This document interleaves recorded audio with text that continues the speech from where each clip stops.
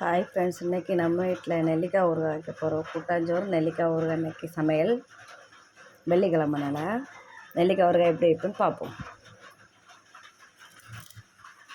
ஒரு சட்டியில் தேவையான அளவு எண்ணெய் ஊற்றிட்டு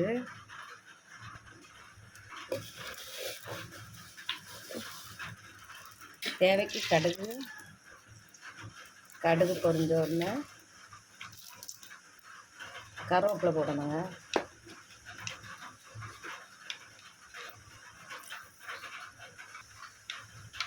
கடுகு நல்லா பொரிஞ்சிட்டே இருக்குது. இப்போ கருவேப்பிலை போட்டுருவோம்.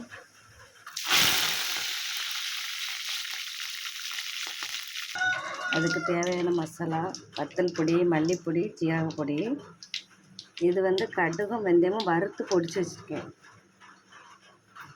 இப்போ இதை மசாலாவை போட்டுருவோம். இவ்வளோத்தையும் போட்டுருவோம்.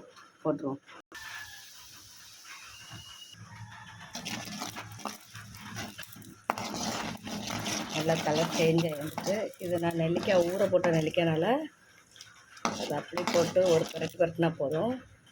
இதுக்கு தேவையான உப்பு போட்டுருவோம்.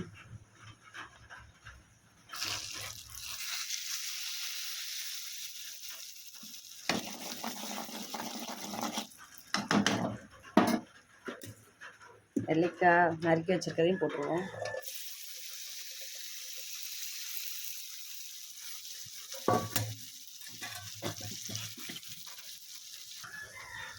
நல்லா எண்ணெயில் கொதிக்கணுங்க. தண்ணி இதில் சேர்க்கக்கூடாது. அப்படின்னா ஒரு மாதம் ஆகுனாலும் ஒன்றும் கெட்டு போகாது. ஆனால் இது எங்களுக்கு ஒரு வாரத்துக்கு தான் போகும் காய்கறி மேலே.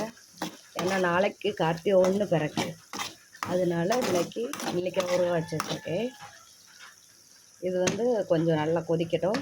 அவ்வளோமே எண்ணெய், தண்ணியே ஊற்றக்கூடாது. இது அவ்வளோமே எண்ணெய் தான். இதில் ஒரு 10 நிமிஷம் வேகட்டும். ஏற்கனவே நம்ம ஊற போட்டதுனால சூப்பராக செட் ஆகி வந்துடும். அதுக்கு லாஸ்ட்டாக நம்ம மிக்ஸி ஜாரில் அரைச்சி வச்சிருக்கக்கூடிய பொடியை சேர்த்துக்கிடுவோம். இப்போ பக்கத்து அடுப்பில் இருக்கக்கூடிய குக்கரில் கூட்டாஞ்சோறு ரெடியாக இருக்குது. அது எப்படி இருக்குன்னு ஓப்பன் பண்ணி பார்த்துருவோம். நம்ம நெல்லிக்காய் ஊறுகாய் ரெடி ஆகிட்டு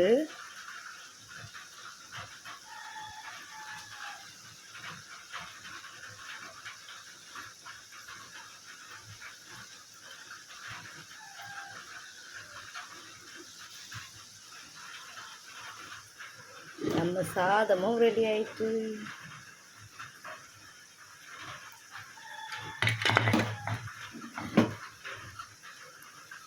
சூப்பராக இருக்கிற சாதம் ரெடி ஆகிட்டு. சாம்பார் சாதம்.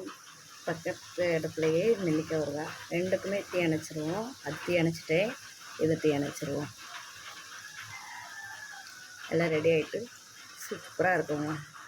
பிடிச்சிருக்கேன் லைக் பண்ணுங்கள், ஷேர் பண்ணுங்கள், கமெண்ட் பண்ணுங்கள். இன்னொரு வீடியோவில் மீட் பண்ணுங்கள். Bye friends.